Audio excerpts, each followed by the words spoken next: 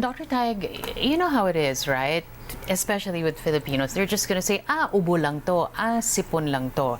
Is there anything in the symptoms, in the list of symptoms of walking pneumonia that would point you to the possibility that this is different? This is not just a common cough and cold. Well, it comes after a few weeks wherein you have a nagging cough. It lingers, and then you think about it. Oh, this must be different, and that's one of those telltale signs that you might have had a walking pneumonia. And besides, if you take antibiotics and then your cough or your other symptoms don't go away at once, then we can suspect that we have a problem with the antibiotic, and then there's probably drug resistance. It's very difficult. What happened in many countries, Carmina, is that there were many vaccines that targeted several bacteria that cause pneumonia, and so therefore this was displaced by Mycoplasma pneumoniae as one of the major causes of pneumonia.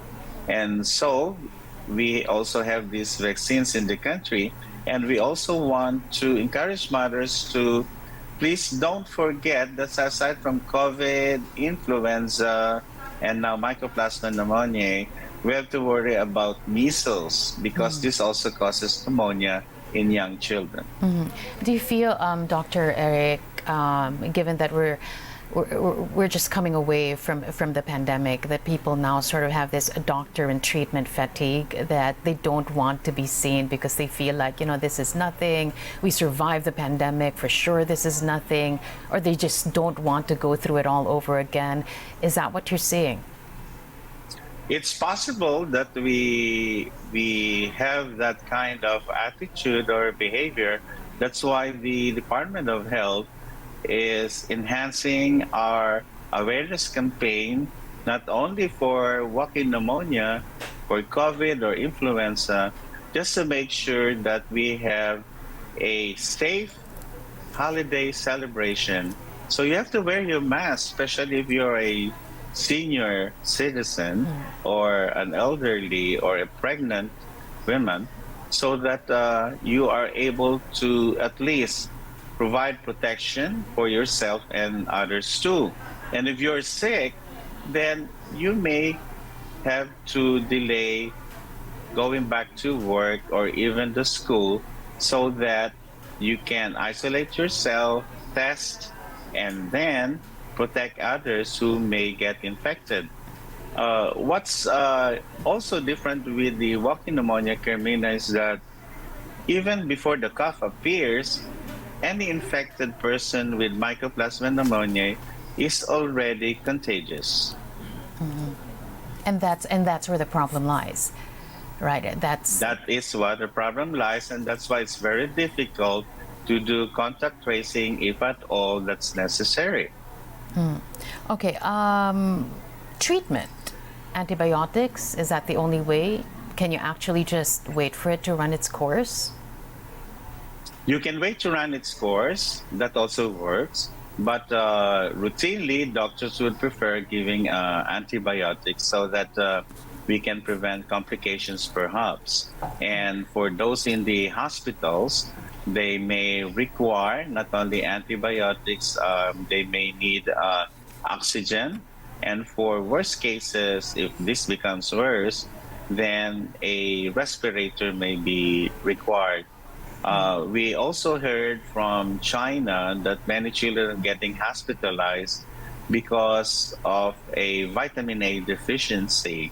So vitamin A deficiency is not a good combination with Mycoplasma pneumoniae as well as with other bacterial pneumonias. And also, Carmina, we are also looking at drug resistance, but exactly we don't have the data right now. Vitamin A, can you run us through good sources of vitamin A so people can possibly load up on it as we enter the holiday season, Dr. Taig? Well, we've given vitamin A drops during our measles vaccination campaign to make sure that many children will be given the required doses for vitamin A.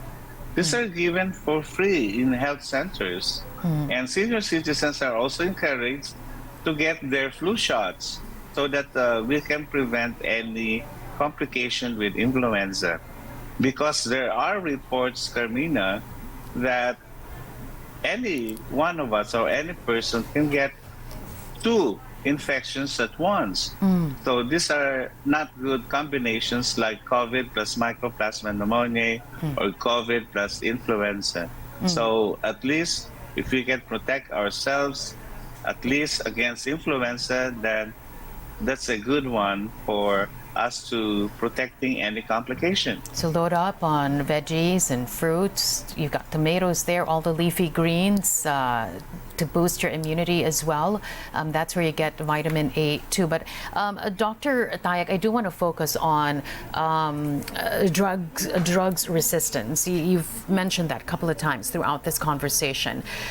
Tell us about how serious this problem is, because I've read some articles about this, and you know it's quite a big problem. Well, when we prescribe antibiotics and they are overused and they're used for the wrong reasons and the compliance is poor, then we expect drug resistance. In fact, antimicrobial resistance has become one of the priorities in terms of a public health threat.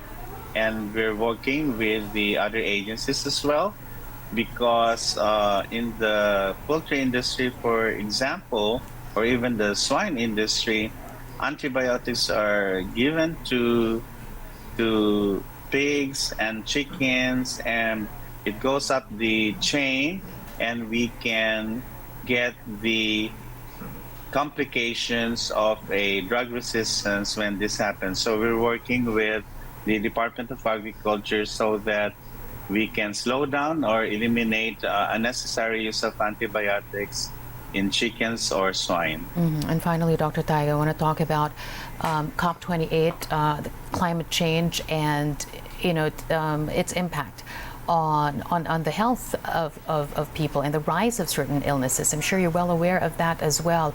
As a country that's most vulnerable, one of the most vulnerable to climate change, where do you see this affecting us the most? And is there any data that we have right now of certain illnesses on the rise that weren't on the rise before, specifically because of the effects of climate change? Dr. Tayac. Okay, one of those that we're watching, Carmina, is the El Nino. In the last quarter of the year, and perhaps it peaks during the first quarter of 2024, as reported by Pag-asa. Back in 1998, when we had our El Nino, we had an outbreak of dengue, and so dengue is one of the indicator conditions wherein we would say that we have been impacted with El Nino.